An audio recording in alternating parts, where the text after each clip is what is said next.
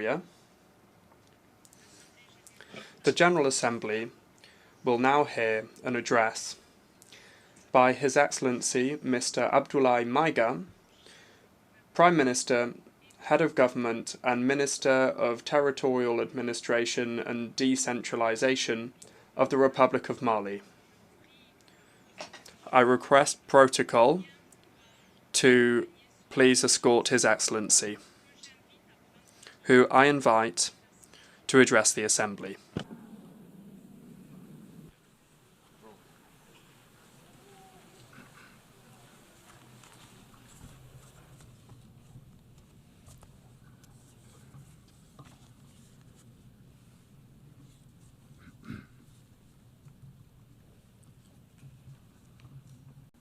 Madame la Présidente.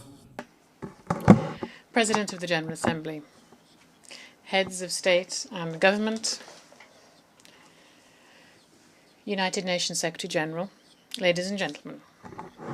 As I begin my statement, I have the honour to extend to you the cordial greetings and the message from the founding fathers of the Alliance of Sahel States, Their Excellencies, Army General Assimi Goïta, President of Transition Head of State of Mali, and the President of the Alliance of Sahel States, Captain Ibrahim Traoré, President of Burkina Faso, Head of State, and Army General Abdurrahman Tiani, President of the Republic of Niger and Head of State. I would also like to share with you the warm congratulations from the dignified people of the Alliance of Sahel States, determined more than ever to free themselves from the yoke of imperialism and enjoy their right to self-determination in a Pan-African spirit. As we wish you every success in your election to preside over this 80th session of General Assembly, Madam President, the Alliance of Sahel States would also like to congratulate your predecessor, His Excellency Mr. Philemon Yang from the Republic of Cameroon, and congratulate him on his exemplary leadership of the work of the 79th session. Finally, I wish to reiterate to our Secretary General, Mr. Antonio Guterres, our appreciation of the efforts that he continues to undertake to achieve the noble objectives of our shared organisation. Ladies and gentlemen, the topic chosen for this 80th session of the General Assembly, Better Together, 80 Years and More for Peace, Development and Human Rights, end of quote, is of particular importance for the Member States of the AES Confederation. Yes, peace, mutual assistance, development and the preservation of human rights remain the main objectives. Indeed, the raison d'etre of the United Nations. Alas, these key objectives have never been so sorely tested in the world, and in Sahel in particular, because essentially of armed groups with dark age thinking, weaponized and supported by foreign state sponsors. The member states of the Alliance of Sahel States are on the front line of the fight against terrorism, which is both a real threat to international peace and security, but also and above all, a grave attack on the very foundations of our states. Led by our heads of state, our security and defence forces of the 3 countries of the Sahel Alliance are working closely together in a spirit of collaboration and complementarity that has never been seen before. We are driven by a common commitment to pool our efforts to tackle the scourge of terrorism. This new momentum, which is built around strengthening operational capacity of our security and defence forces through far-reaching recruitment, suitable training and appropriate provision of equipment, is seeing encouraging results every day on the ground. This confirms the relevance, indeed, of our sovereign decision to work together to fight our common enemies. Unlike some states who open safe passage corridors onto their territory for terrorists so that they can attack other countries to use their territory as a rear base, the founders of the alliance, through, again, this Pan-African spirit and concerned as they are to preserve the interests of their people, decided to make their countries more safe, avoiding trying to stop this threat spreading to other African countries and indeed around the world, doing a real public service for security in the region and the world. There is no shadow of a doubt that through their sacrifice, the valiant security and defence forces are contributing to the security of other regions, particularly countries on the West African coast. We take this opportunity to pay tribute to the memory of the civilian and military victims of insecurity in the Sahel.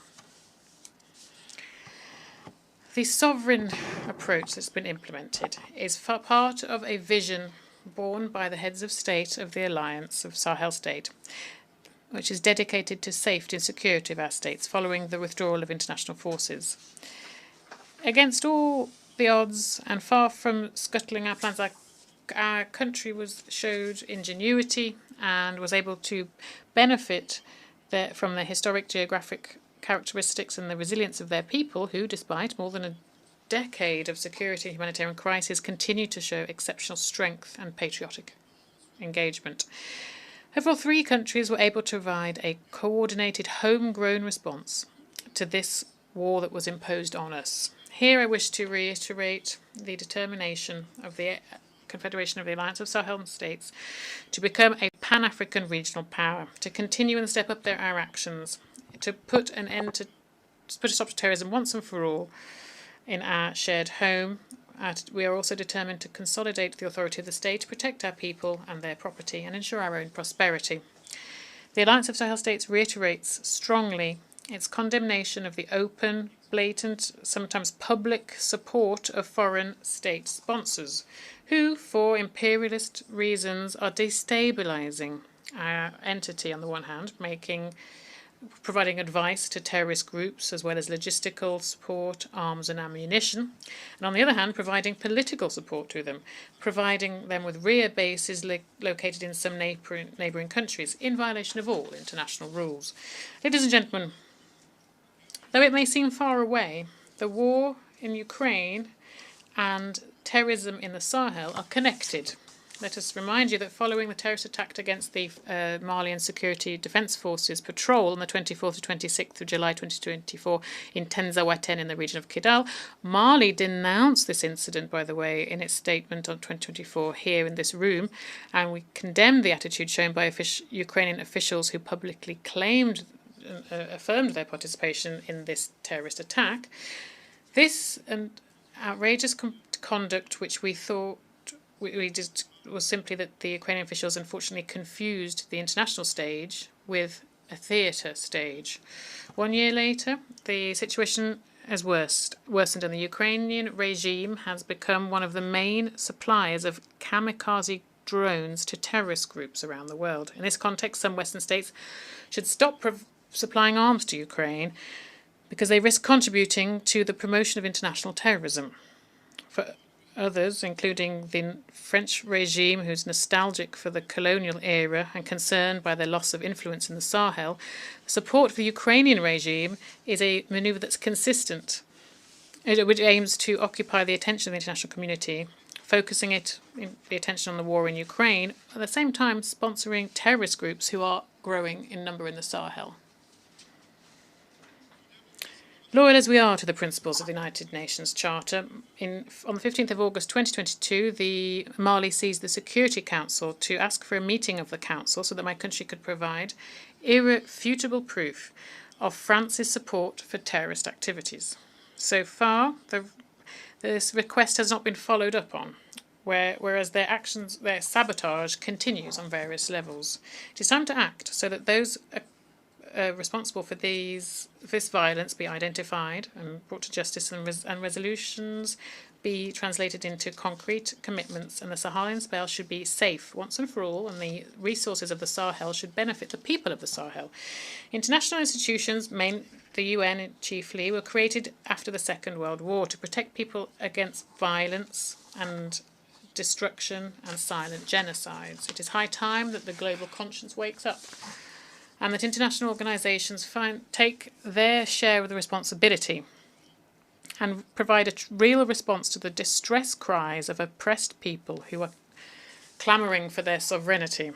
The Alliance of Sahel States reiterates its commitment to cooperate with all states regional organisations, international organisations, and any partners that respect our sovereignty, our sovereign political choices, our security priorities, our priorities in terms of countering terrorism, our priorities for social and economic development. This should be part of a win-win partnership so that our people's aspirations can be met. Ladies and gentlemen, in addition to our efforts to secure our countries and see peace return, the governments of the Alliance of Sahel States are working to implement a comprehensive and integrated strategy. This includes political measures, economic and social development measures, as well as work on justice and reconciliation. In choosing to be audacious in our sovereignty, the Alliance's bodies have launched initiatives, disruptive initiatives focused on homegrown development. Here, there's a clear path so that we can ourselves provide the added value that is crucial for our economies, all the while preserving the dignity of our people. This choice, which we own fully, shows how unwavering we are in our wish to be masters of our own fate. In the same vein, we have included in our national priorities in strategic investment policy in different priority fields, such as infrastructure, energy, industrialisation, and the diversification of our economy. As part of this work, we created the Alliance Bank for Investment and Development, which carries out various different projects across the Alliance. The Alliance of Sahel States has as one of its ambitions to develop development ambitions, some clear advantages: a vast territory and 75 million inhabitants, and the majority of these inhabitants are young people. In addition, we have a strong, committed and active diaspora. We also have fertile lands, a lot of water, energy resources, reservoirs and mining resources, which are amongst the richest in the world. Ladies and gentlemen, the third dimension of the theme for this UN General Assembly session is human rights. The Alliance of Sahel States reaffirms its commitment to respect international law. Human rights law is an international humanitarian law respected, and make sure that they are respected in line with our history that goes back millennia of humanism and our national and international commitments. However, we remain strongly opposed to the weaponization of human rights for political purposes or in order to destabilize our national institutions or indeed entire independent and sovereign states. This concerned as we are to preserve the sovereignty and dignity of our people, the heads of state of our alliance withdrew with immediate effect from the Statute of Rome of the International Criminal Court on the 22nd of September 2025.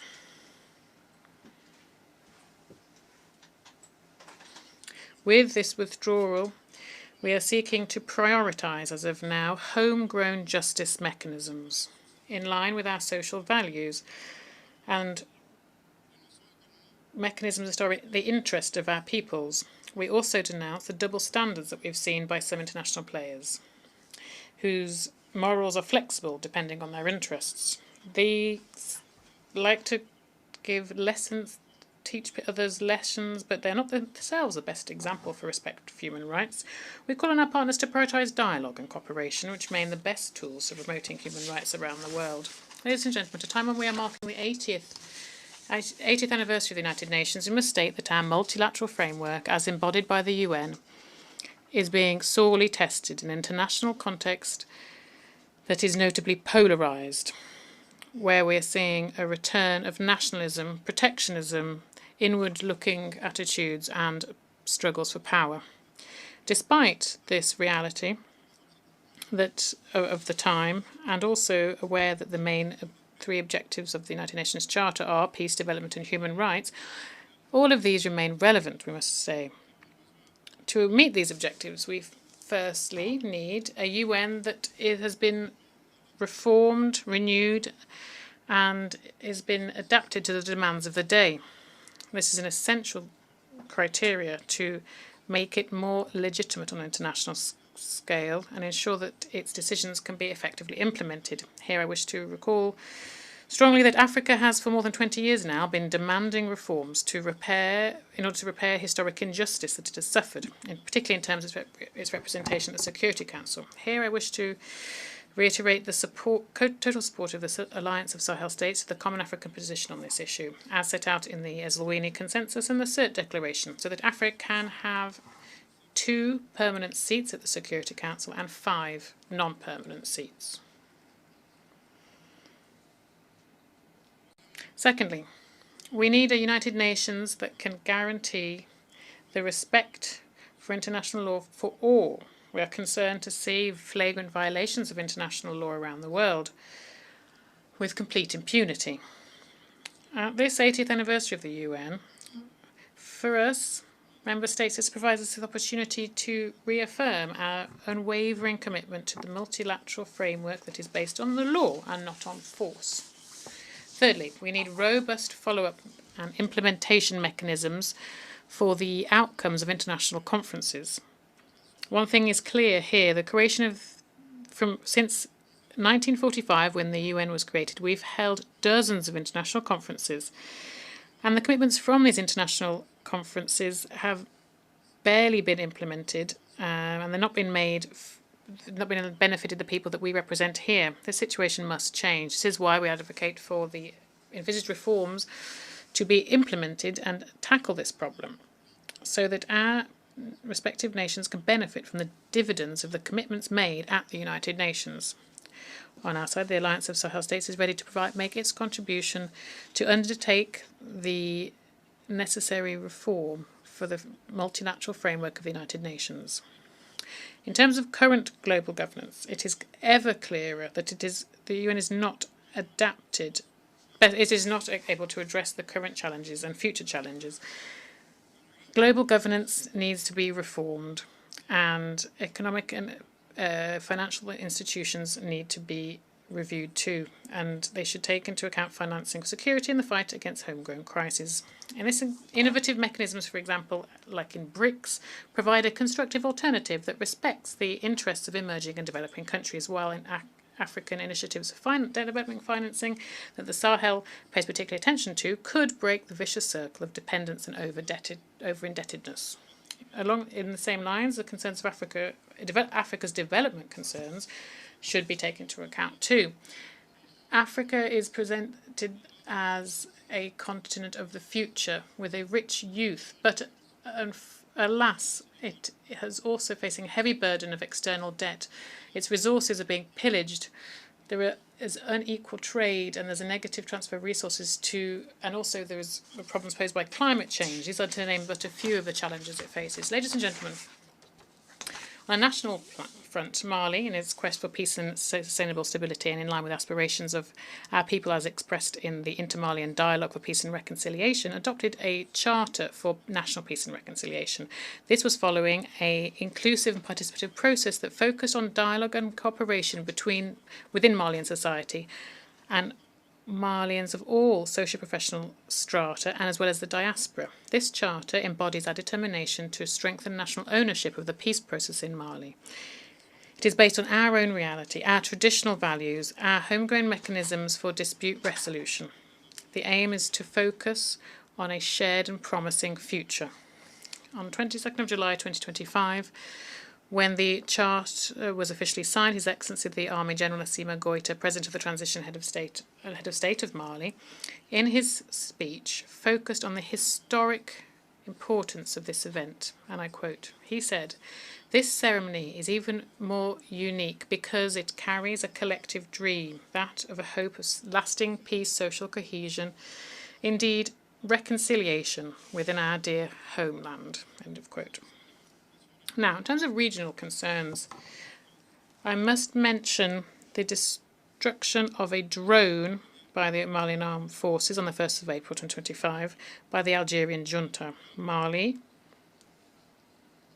strongly condemns this aggression and has turned to the International Court of Justice to address this. Since independence on the 22nd of September 1960, Mali has spared no effort to support decolonization across the African continent.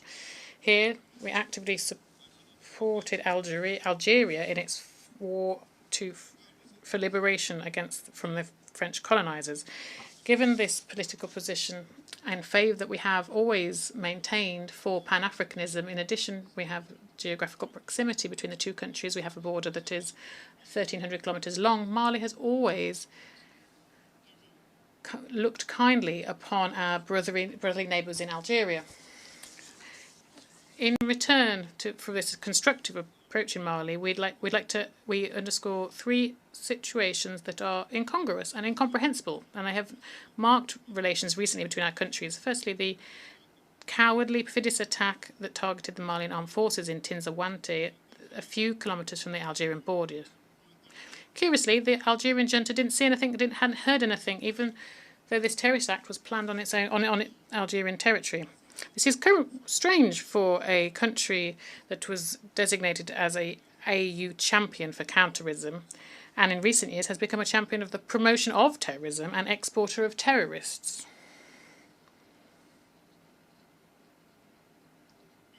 Two, as announced, the Algerian junta shot down a Malian drone thrown from Malian taxpayers on the false reason for violation of their airspace. Mali is concerned by the idea that the Algerian junta put forward, defying the laws of physics, and whereby this object was shot down in its air, it would be capable to travel from where it fell 22 kilometres and then be found on Malian territory. And indeed, it's important to underscore that the debris of the Malian drone was found on Malian territory, thus validating our own arguments. On the 4th of September 2025, the Malian government informed that they had submitted an investigation at the International Court of Justice against Algeria concerning the destruction of this drone. In a communique from the Algerian Ministry of Foreign Affairs from the 19th of September 2025, we were perplexed to learn that there was an allegation whereby this investigation request from Mali was motivated by the press conference of the Algerian Foreign Affairs Minister on the 3rd of September 2025, during which he denied that Mali had submitted a request to the International Court of Justice. We would like to share with the Minister that the request submitted by Mali on the 4th of September has never meant that it was automatically registered by the International Court of Justice. Mali would recall that the aim of diplomacy is to defend your country's interests. In presupposing that the Malian complaint was launched by this press conference, the maniacs of Algeria show that their vision of diplomacy is to push other states to prosecute their country and international fora, thus scoring an impressive own goal, as we call in Mali, yabe. Concerning, I would say. In passing, Mali is paying a vibrant tribute to the Minister of Foreign Affairs of the Algerian junta. Indeed, lies corrupt everything. They've lost all their version of the Algerian version of the destruction of the Malian drone has lost all credibility. And then, surprised by how events turned out, the Algerian junta refused to give their consent to the jurisdiction of the ICJ following the drone destruction case, thus fearing being publicly unveiled as an aggressor and supporting a sport of international terrorism. With these 3 points in mind, Mali recommended to the Algerian junta to share this quote from Amadou Hamtaba, who, in Life and the Teachings of Tierno Bocca, Wisdom of Bandigara, said, "Some truths may seem unlikely to us simply because our understanding is not able to grasp them. We would like to invite them to get to know Mali and the values embodied by Mali Denra. Thus, faced with attacks and faced with adversary, we will not be simply spectators. For every shot fired against us, we will reciprocate. For every insult, we will reciprocate. On the other hand, it is strongly recommended to the Algerian junta to organise in Tinzawatine in Algeria and their international annual festival on the artifice of human intelligence. From this rostrum, we call on the Algerian junta to stop supporting international terrorism and to resolutely engage in the promotion of peace and security with a constructive mindset, respecting the sovereignty of states, I would repeat. From this rostrum, we call on the Algerian junta to cease their support for international terrorism and resolutely engage in the promotion of peace and security in a constructive spirit, respecting the sovereignty of states. Once more and for the last time, from this rostrum, we call on the Algerian junta to resolutely involve themselves, engage in promotion of peace and security in a constructive spirit, respecting the sovereignty of states. A word to the wise. What a shame.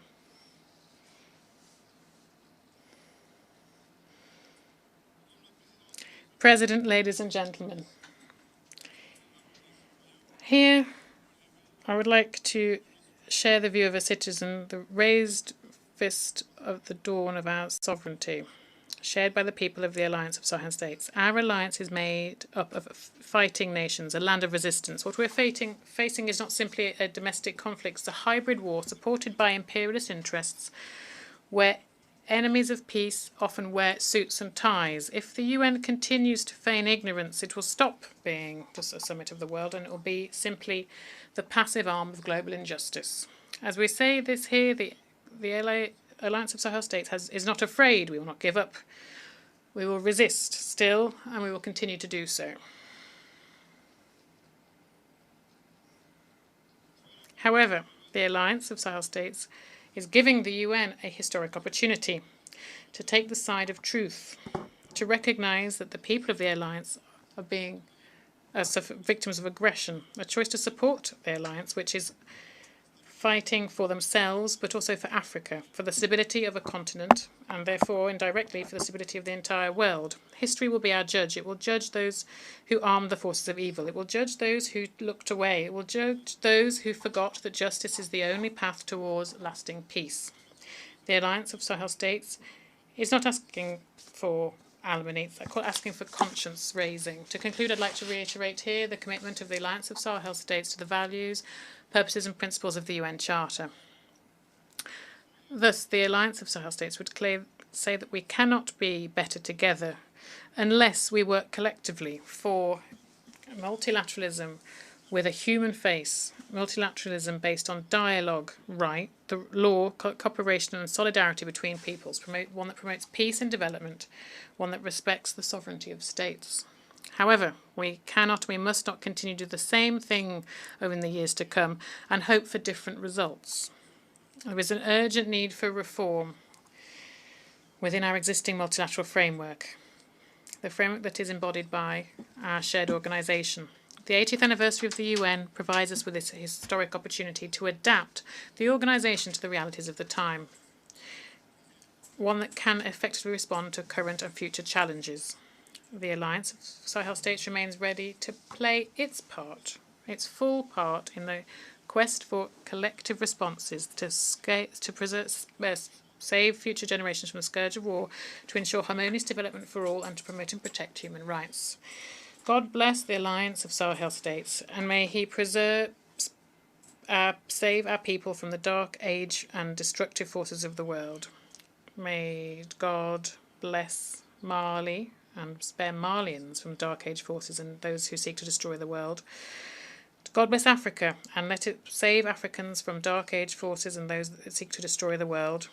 And may God bless the world and preserve humanity from dark age forces and those who seek to destroy the world. Thank you very much for your kind attention.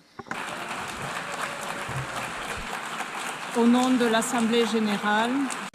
On behalf of the Assembly, I wish to thank the Prime Minister, Head of Government, and Minister of Territorial Administration and Decentralisation of the Republic of Mali.